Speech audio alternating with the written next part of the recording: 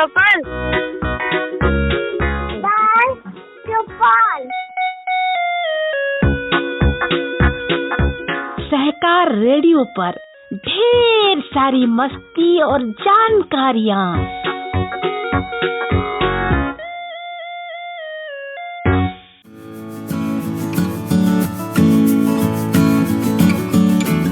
Hello बच्चों, ये है सहकार रेडियो और आप सुन रहे हैं सहकार रेडियो का कार्यक्रम बाल चौपाल। और इस हफ्ते के बाल चौपाल की ज्ञान विज्ञान की श्रृंखला में मैं यानी आपका दोस्त कौसर लेकर आया हूँ आपके लिए पृथ्वी के नए भूगोल के अनुमान, जिसे हमने लिया है स्रोत पत्रिका से साभार।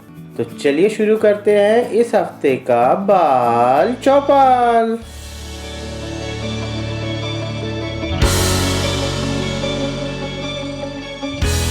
पृथ्वी के नए भूगोल के अनुमान। क्या तुम ये जानते हो कि हमारी पृथ्वी आज जैसे 7 महाद्वीपों में अलग अलग बटी हुई है, पहले ऐसे नहीं थी। और वैज्ञानिक ये मानते हैं कि भविष्य में भी ये 7 महाद्वीप आपस में एक दूसरे से जुड़ जाएंगे। प्राचीन काल में जब ये महाद्वीप अलग अलग नहीं थे तो इनका नाम भी कुछ और था, और भविष्य में जब ये जुड़ जाएंगे तब भी इनका नाम कुछ और होगा। ये सारी प्रक्रिया करोड़ों साल के अंतराल में होती है और इसकी गति बहुत धीमी होती है। हर महाद्वीप अपनी जगह से आगे की तरफ कुछ सेंटीमीटर हर साल खसक जाता है। हजारों करोड़ साल के बाद ऐसा होगा कि ये महाद्वीप आपस में जुड़ जाएंगे। तो आज हम जानेंगे इसी बारे में।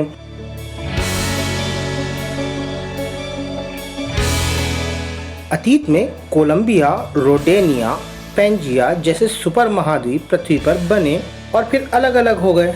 हाल ही में हुआ एक अध्ययन ये बताता है कि सुपर महाद्वीप बनने का एक नियमित चक्र चलता रहता है जो 60 करोड़ साल में पूरा होता है।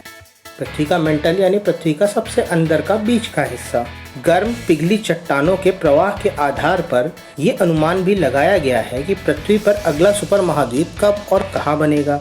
हमारे ये महाद्वीप टेक्टोनिक प्लेटों पर स्थित हैं और ये टेक्टोनिक प्लेटें पृथ्वी के मेंटल पर तैरती रहती हैं।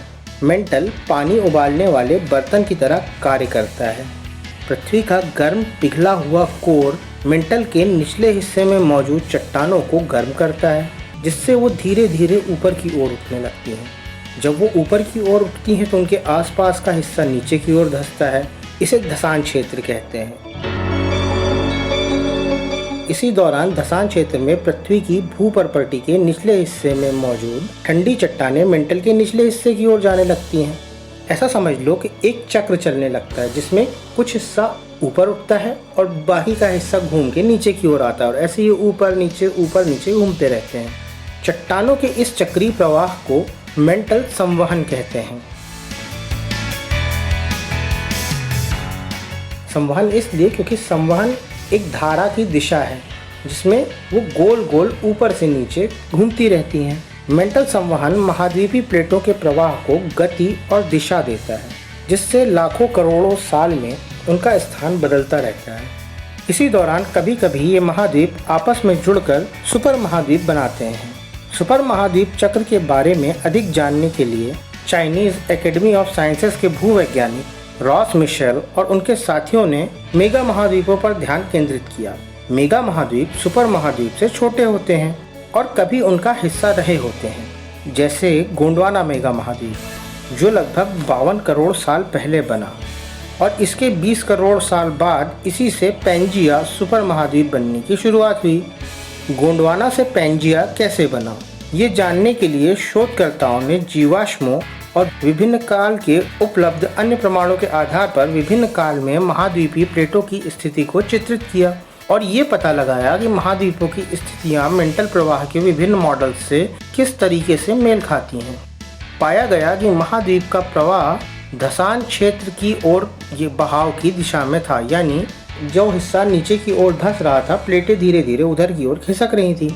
इस क्षेत्र में मेंटल के ऊपरी हिस्से में मौजूद चट्टानें ठंडी होकर नीचे की ओर खिसकती हैं, लेकिन यहाँ मिशेल इस क्षेत्र को धसान घेरा कहते हैं, क्योंकि महाद्वीपीय प्लेटें या टेक्टोनिक प्लेटें बहुत मोटी होती हैं जो नीचे नहीं जा पाती और इसलिए वो इस क्षेत्र में आके अटक जाती हैं।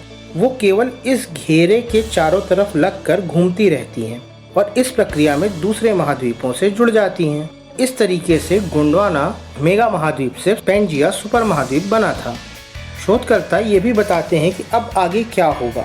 जियोलॉजी पत्रिका में प्रकाशित उनके निष्कर्षों के अनुसार जब पैंजिया लगभग 17.5 करोड़ साल पहले टूटा तो प्रशांत महासागर के तटीय इलाकों के पास इसने रिंग ऑफ फायर नामक धंसान क्षेत्र का निर्माण किया, जहां ज्वालामुखी विस्फोट और भूकंप जैसी घटनाएं होती रहती हैं। वर्तमान मेगा महाद्वीप यूरेशिया को बनाने वाले कई महाद्वीप पहले ही जुड़ चुके हैं और यूरेशिया रिंग ऑफ फायर के विपरीत दिशा में जा रहा है। इस तरह बहते बहते 5 से 20 करोड़ साल बाद यूरेशिया अमेरिका से टकरा जाएगा, जो एक नए सुपर महाद्वीप को जन्म देगा। भूवैज्ञानिकों ने इस अगले सुपर महाद्वीप को अमेशिया नाम दिया है। इस बात पर बहस जारी है कि अमेशिया कहाँ जाकर रुकेगा, लेकिन मिशेल के मॉडल के अनुसार संभवतः यह वर्तमान के आर्कटिक महासागर के केंद्र में होगा।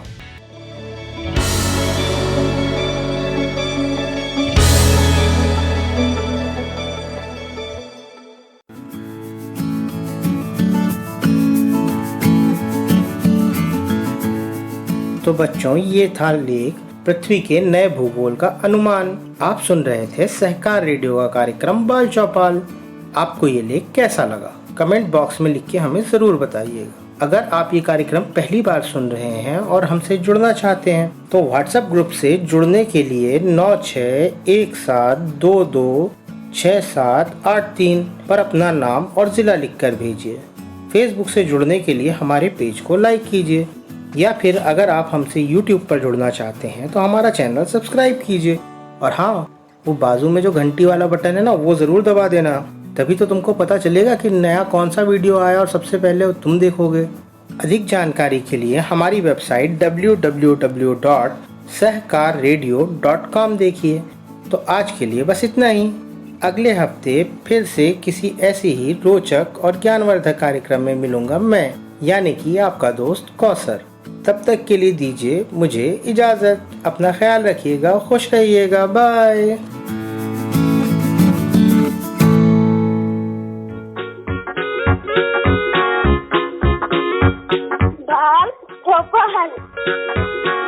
बाल चौपाल, बाल चौपाल। सहकार रेडियो पर ढेर सारी मस्ती और जानकारियाँ।